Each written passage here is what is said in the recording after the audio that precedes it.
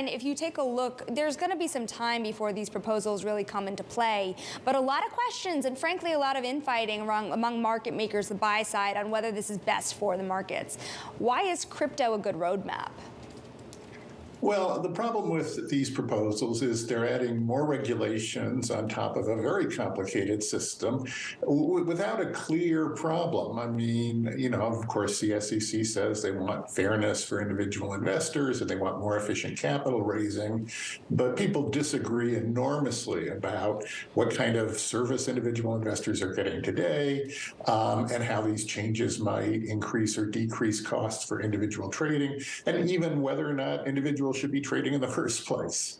So I think it's just, lawyers and regulators can argue about these things and economists can build models, but on crypto, we're doing this stuff every day and we're testing new systems, and they're not, patches on old systems that people have problems with. They're from the ground up newly engineered models, and many of them fail.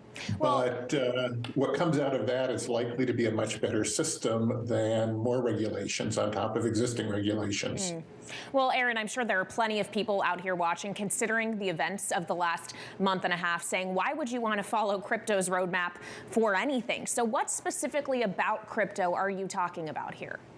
I think the hot new product for 2023, and this is an idea people have been talking about for years, and people have been building this. This is not, a flash in the pan new thing. People have been working for years on code development and testing, and they're going to roll them out in 2023. And I think we're going to see maybe half a dozen of these. Zero knowledge cryptographic guarantees of balance sheets. It seems like whenever any financial institution gets in trouble, either in the traditional finance or in crypto, the balance sheets are useless. The companies don't own the assets they say they own, or they're not worth what the company says, and there are liabilities nobody knew about. That's Enron, that's Lehman, that's MF Global, and that's FTX, and that's other companies. So what you want here is cryptographic proof, is mathematical proof that doesn't depend on any human telling the truth that the balance sheet is accurate. Aaron, and there are ways of doing it. It's interesting when you're talking about kind of high-end technology when it comes to market structure here. Typically, it's the market makers here, the newer ones, that have been on the cutting edge of this. It's been the high-frequency traders. But there are some that might argue when you look at the new SEC rules, those are the companies that might be more attacked here. Do you think that that could be true at the end of the day? Yeah, it's absolutely true. So what you have is high-frequency traders, you have market makers like Citadel, Payment for Order Flow, you have Robinhood. You have these people who are building successful businesses on what you either call the flaws or the features of the existing system. And people don't like that they're making money and think that they can pass regulations to take money away from those people and return it to investors. But that's always a lot trickier than it sounds. Once you start doing that, you change the market and new people come up doing new things, and sometimes it ends up worse for investors.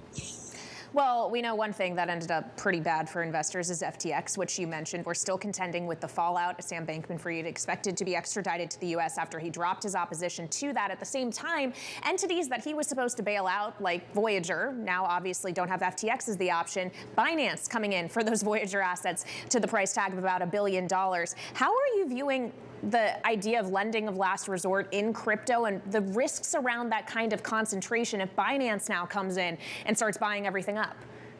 Yeah, I don't think we've solved anything. I mean, I hope and I believe, actually, Binance is financially more solid than FTX was, but we have no real way of knowing. We have no reliable system for telling the good entities from the Bernie Madoffs. And that's ultimately what we need.